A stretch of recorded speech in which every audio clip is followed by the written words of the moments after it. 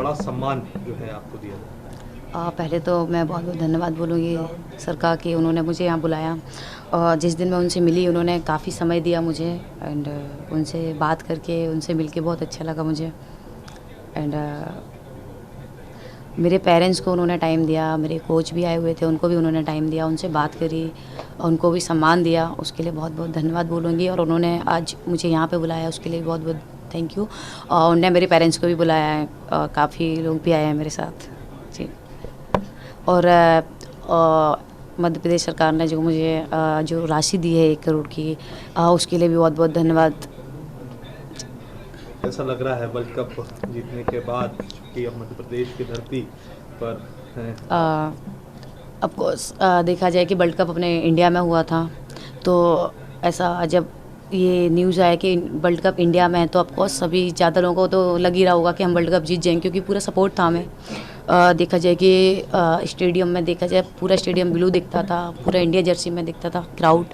और पिछले जो वर्ल्ड कप होते थे उसमें क्राउड, मैंने सोशल मीडिया से मैं कुछ फ़ोटोज़ देखे पिछले वर्ल्ड कप के, जो 2-4 लोग आया करते थे उस टाइम पे देखने। आज देखा जाए कि जो स्टेडियम के सीट्स हैं वो सारे भरे रहते हैं।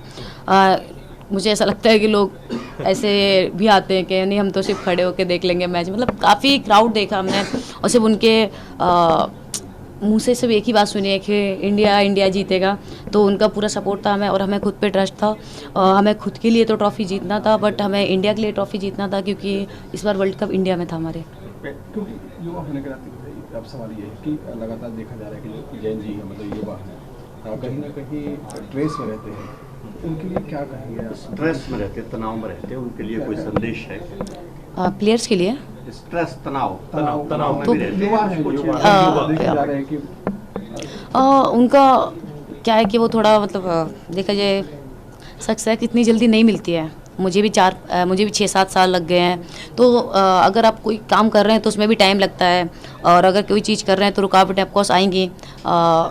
देखा जाए कि लोग भी बहुत बोलते हैं क्योंकि मेरे साथ भी ये चीज़ें हुई हैं, तो आपको इन सब चीज़ों को ना इग्नोर करना पड़ेगा क्योंकि जब तक आप इन सब चीज़ों को इग्नोर नहीं करोगे, इन सब चीज़ों को आप बहुत ध्यान से सुनोगे या सोचोगे तो वो दिक्कतें आपको ही होंगी। मुझे ऐसा लगता है कि आपको ये सारी चीज़ें नहीं वो करना क्योंकि आपका जो एक गोल है, आपने जो चीज़ें सोची है, जो आपने सपना देखा है, आपको सिर्फ उस पर ध्यान देना चाहिए, मुझे ऐसा लगता है। क्योंकि मेरे साथ भी बहुत सारी कंडीशनें हुई हैं, मैंने भी बहुत सारी चीज़ें फेस करी हैं बट मैंने एक गोल, मेरा एक सपना था क्योंकि जब मैंने बैट पकड़ा था, जब मैंने ऐसा प्रोफेशनली खेलना चालू करा था, मैंने तभी बोला था कि मैं एक दिन इंडिया ज़रूर खेलूँगी। और मुझे इतना भी भरोसा था कि जिस दिन मैं वर्ल्ड कप खेलने गई थी मैंने फैमिली से बोला था कि आप लोग तैयारी करिएगा, मैं वर्ल्ड कप जीत के ज़रूर आऊँगी।